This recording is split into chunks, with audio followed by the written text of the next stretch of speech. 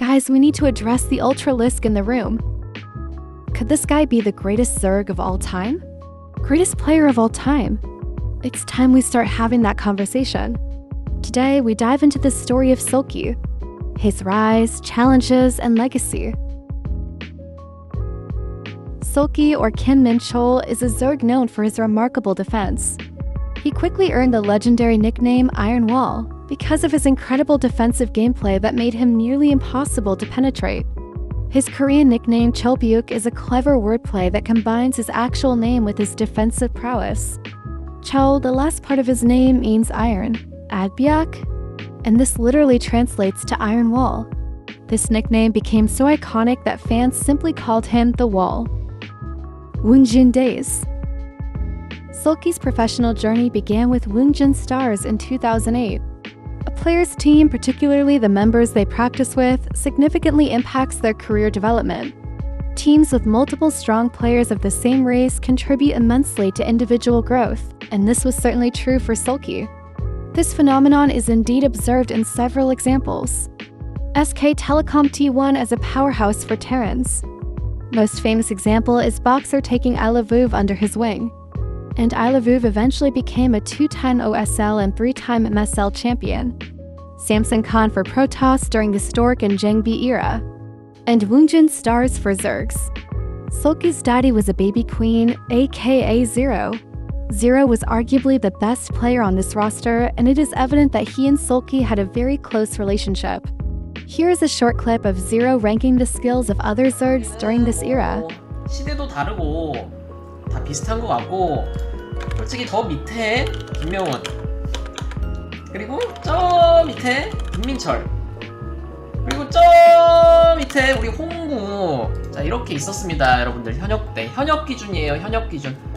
SoulKey honed his skills alongside up-and-coming older bro, creating a formidable Zerg duo. Proleague performance. SoulKey served on Woongjin and was a vital contributor in the team's participation in Shinhan Bank Proleague. The team overall was mid, often failing to make a deep playoff run, let alone win the title in both Proleague and Winners League. They would often be in the bottom half of the standings and only occasionally made the top 6. The 2012 season was the final Brood War Pro League before the full switch to SC2. Individual league performances, OSL and MSL. He is highly decorated now, but to be clear, SoulKey never won a major Star League in Brood War during the Pro League era. Best finishes in individual leagues. His best performances were a couple of round of 16 finishes in the MSL and OSL. Why didn't he win a Brood War title? 2 reasons IMO. Late start in Brood War. He started gaining recognition in 2009-2010, but by then, players like Flash, Jadong, and Basu were dominating. Transition to SC2, Brood War's last individual tournaments were in 2011, just as he was improving. He never got a chance to fully develop into a Star League champion before SC2 became the main game, of which he did win a GSL championship in 2013. The Need Money era and financial struggles. Financial hardship from car fraud during his military service. SoulKey was scammed in a car-related fraud, leaving him financially strained. To recover, he applied for a split service period and returned to streaming to support himself. While details were not disclosed, the fraud was later revealed to be car-related. Kespa team dissolution. After the disbandment of Kespa teams, SoulKey faced further financial challenges and began streaming on AfreecaTV in 2016 to make ends meet, balancing competitive play with content creation. Match-fixing rumors in 2015. SoulKey was approached with a match-fixing offer during the StarCraft II Kespa Cup, which he promptly refused. Though briefly embroiled in controversy, it was later confirmed that he had no involvement in match-fixing. Following this event, gaming communities like DC Inside StarCraft Gallery praised him as a clean and upright player. ASL Era. With the return of Brood War with AfreecaTV Star League, SoulKey frequently reached the quarterfinals and semifinals, but struggled to make it to the finals. Then, finally in 2023, he won 3 consecutive championships. Shall we revisit the notable opponents he had to face on his path to dominance? Season 16, SoulKey faces JYJ in round of 8. Remember, JYJ won the whole thing in the prior season in ASL 15. SoulKey goes down 2-0, especially after dropping the first game on Tempest, a Zerg-favored map. It looked like another early exit for our boy, before coming back and winning 3 straight. An epic Game 5 ended with Mass Queens against a mech play. He then faces a Prime Condition Rush, the Terran favorite, who just 3-0'd the strongest Zerg at the time, Hero. Again, SoulKey goes down 2-0 before eking out a close comeback victory in Game 3, and then playing out of his mind and showing stamina in Games 4 and 5. Quite possibly the best series of the tournament. He then bitch slaps Mini 4-1 for his first title. He becomes the only Zerg player to win both KSL and ASL, achieving legendary status in the StarCraft scene. Mini, what a bum. Hahaha. But wait, they meet again in the round of 8 in ASL 17. This is the revenge moment Mini has been waiting for.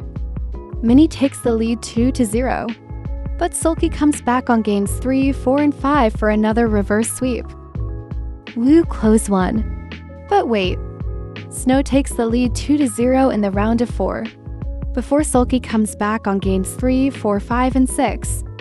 In the finals, he would face another challenge in Hero, with ZVZ being his worst matchup historically, and the main reason he was knocked out in earlier seasons. Oh no, we find our boy down again after the first match. Again. After going back and forth for the full best of 7, our boy takes it in Game 7. SoulKey defeated Hero and became the 2-time back-to-back league champion. Only the second Zerg and third player to do so. Bigger bro must be so proud? By winning the title despite losing the first set, he broke the jinx that had never been broken in 17 seasons since the establishment of ASL, where the winner of the first set in the finals always won the championship. SS All-Autumn League. Only one other player has won 3 titles in a row. In addition, the league wants to put an end to Zerg dominance and tries to implement DEI initiatives. It seemed to have worked. Only 3 Zergs made it to the round of 16 and 2 in the round of 8. He first trounces Light 4-2, the best Terran, chosen last in the group ceremony stage. He then pummels Snow 4-0, the Protoss favorite to win it all. And then he annihilates Sharp 4-1, a top 4 player from last season who was looking good himself. Sharp escaped the group of death in first place, which consisted of a Prime Condition, Stork Royal, and Light. Then had to beat the number 2 title favorite in Hero, and then Dark Horse Reign just to get to the finals. Unlike his first 2 championships, SoulKey had relatively coasted through his third one, leaving no doubt of who is the best player right now. He also has the unique distinction of defeating all 3 races in finals matches to claim these championships, despite facing challenges like being scammed during his military service.